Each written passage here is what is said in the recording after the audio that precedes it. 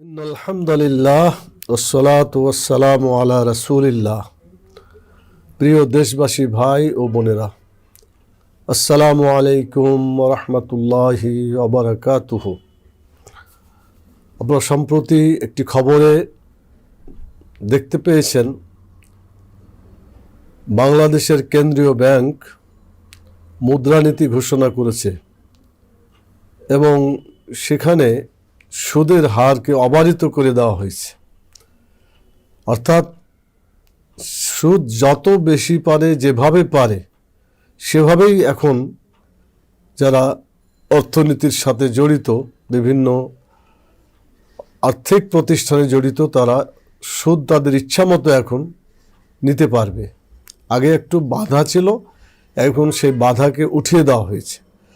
আপনারা জানেন, বাংলাদেশের অর্থনীতি অত্যন্ত একটা ভয়ঙ্কর পরিস্থিতির মধ্য দিয়ে যাচ্ছে। বর্তমান সরকার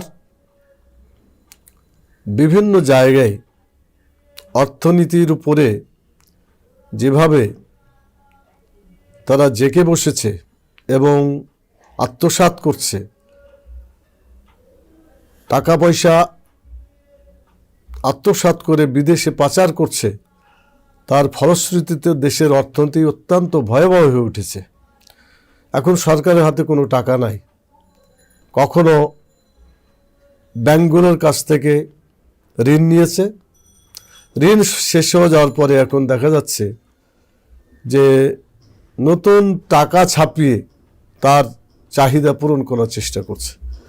এতে মুদ্রার মূল্যমান কমে গেছে এবং আরও কমবে। যেহেতু সুদ আল্লাহ তাআলা হারাম করেছেন, অর্থনীতির শোষণের হাতিয়ার হচ্ছে সুদ। আল্লাহ তাআলা এটাকে পরিষ্কারভাবে হারাম ঘোষণা করেছেন। কোরআন মাজিদে সূরা বাকারার 275 নম্বর আয়াতে আল্লাহ তাআলা বলেছেন, আহাল্লাল্লাহুল বাইআ ওয়া হারামার রিবা।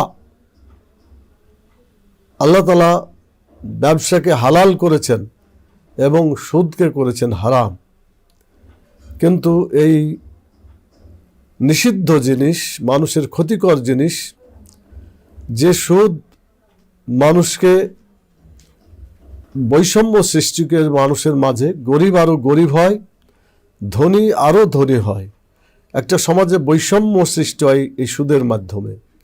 সেই সুদকে আল্লাহ তাআলা হারাম করে কোরআন মাজিদে স্পষ্টভাবে বিভিন্ন জায়গায় এই কথাগুলো বলেছেন। আমি আপনাদের কাছে সুদ সম্পর্কে কোরআনের আয়াতগুলো তুলে ধরার চেষ্টা করব।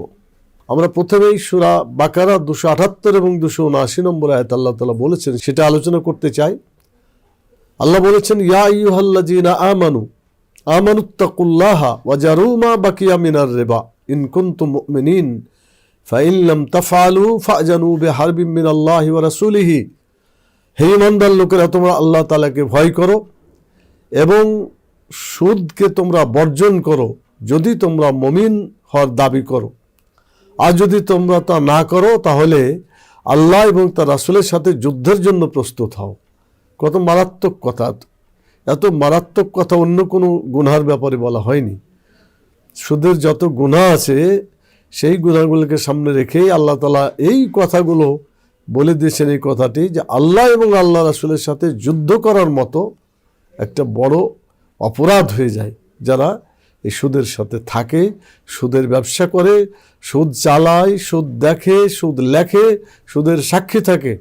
এই সবগুলোকে আল্লাহ রাসূল সাল্লাল্লাহু আলাইহি সাল্লাম অভিশাপ দিয়েছেন, অভিশপ্ত তারা। এই সুদকে বন্ধ করার জন্য আমরা আরও দেখতে পাই কোরআন মাজিদে হযরত জাবির রাদিয়াল্লাহু তাআলা আনহু এবং আব্দুল্লাহ বিন মাসউদ রাদিয়াল্লাহু তাআলা আনহু থেকে বর্ণনা, রাসূল সাল্লাল্লাহু আলাইহি ওয়াসাল্লাম বলেছেন, লাআনা রাসূলুল্লাহ সাল্লাল্লাহু আলাইহি ওয়াসাল্লাম আকিলার রিবা ওয়া মুআক্কিলাহু ওয়া কাতিবাহু ওয়া শাহিদাইহি ওয়া ক্বালা হুম সাওয়া। রাসূল সাল্লাল্লাহু আলাইহি ওয়াসাল্লাম বলেছেন, লানত তাদের জন্য যারা সুদের সাথে জড়িত থাকে।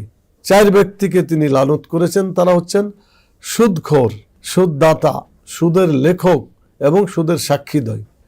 অর্থাৎ সুদ যে লেখে, সুদ যে সাক্ষী থাকে, সুদ যে দেয়, সুদ যে নেয়, এই সকলের প্রতি আল্লাহ রাসূল সাল্লাল্লাহু আলাইহি ওয়াসাল্লাম অভিশাপ দিয়েছেন। এত বড় অপরাধ এই সুদের। আরও তিনি বলেছেন এই সুদ সম্পর্কে, সূরা ইবনে মাজাহ 2304 নম্বর হাদিস, সেখানে বলা হয়েছে রিবা সালাসাতু ওয়া সাবউনা বাবান, মানে সুদের 73টি গুনাহ আছে। আইশারুহা মিসলু আন ইয়ানকিহার রাজুল উম্মাহু, তার মধ্যে যেটা ছোট গুনাহ সেটা হলো নিজের মায়ের সাথে ব্যভিচার করা, জেনা করা। ওয়াইন্না রাব্বির রিবা ইরজুর রাজুলুল মুসলিম, আর সবচেয়ে বড় গুনাহ কোনো মুসলমান ব্যক্তির ইজ্জত হনন করা। এই হাদিস থেকে বোঝা যাচ্ছে যে কত মারাত্মক ধরনের গুনাহ এই সুদ, যারা সুদের অর্থনীতি চালু করে রেখেছেন অথবা সুদের অর্থনীতির জন্য কাজ করে যাচ্ছেন, তাদের জন্য কত বড় বিপদ, কত বড় ভয়াবহ গুনাহ হাদিস থেকে আমরা বুঝতে পারি। এরপরে রাসূল সাল্লাল্লাহু আলাইহি ওয়াসাল্লাম আরও এক জায়গায় বলেছেন, সুদের একটা টাকা দিরহামু রিবা ইয়াকুলুহুর রাজুলু ওয়া হুয়া ইয়ালামু আশাদ্দু মিন সিত্তাতি ওয়া সালাসিনা জানিয়াতান।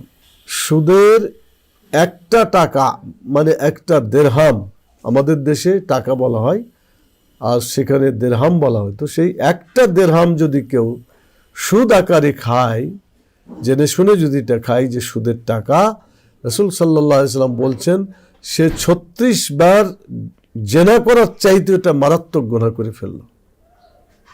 মারাত্মক ধরনের কথা। একটা দিরহাম সুদ হিসাবে খাওয়া 36 বার জেনার চাইতেও মারাত্মক। অন্য জায়গায় বলা হয়েছে যে সুদের সম্পদ যত বেশি হোক না কেন তাতে কোনো বরকত হবে না। আজকে বাংলাদেশে দেখা যায় যত সুদী ব্যাংক, এদের বরকত নাই, এরা চলতে পারে না, এরা আস্তে আস্তে দেউলিয়া হয়ে যায়।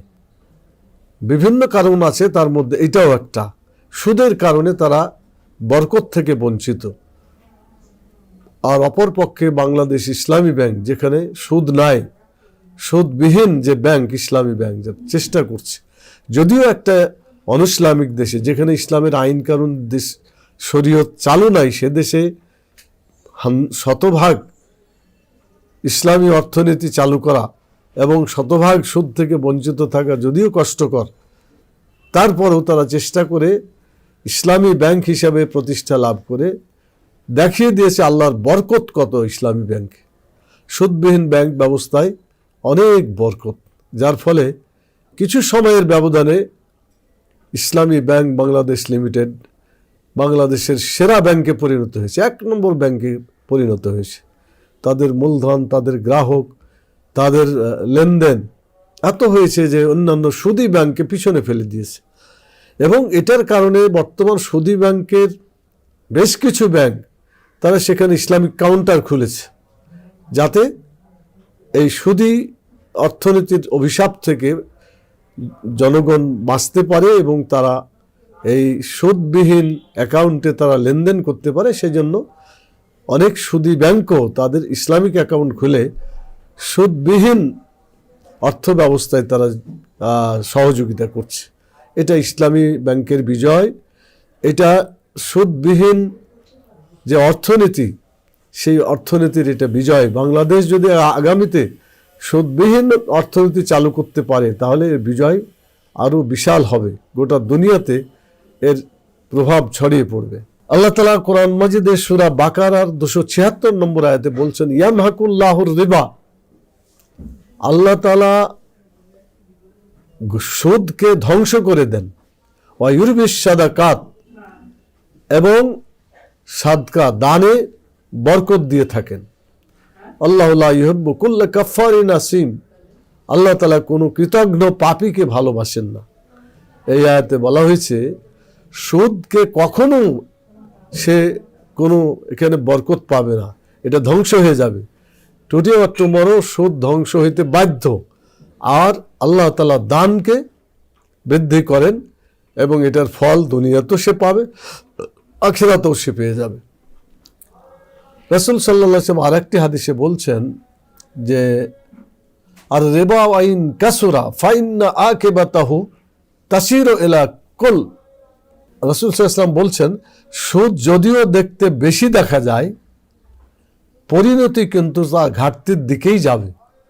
সেটাই হয়েছে আজকে সুদী ব্যাংকগুলোর অবস্থা, এবং অনেক ব্যাংক প্রতিষ্ঠান দেউলিয়া হয়ে গেছে।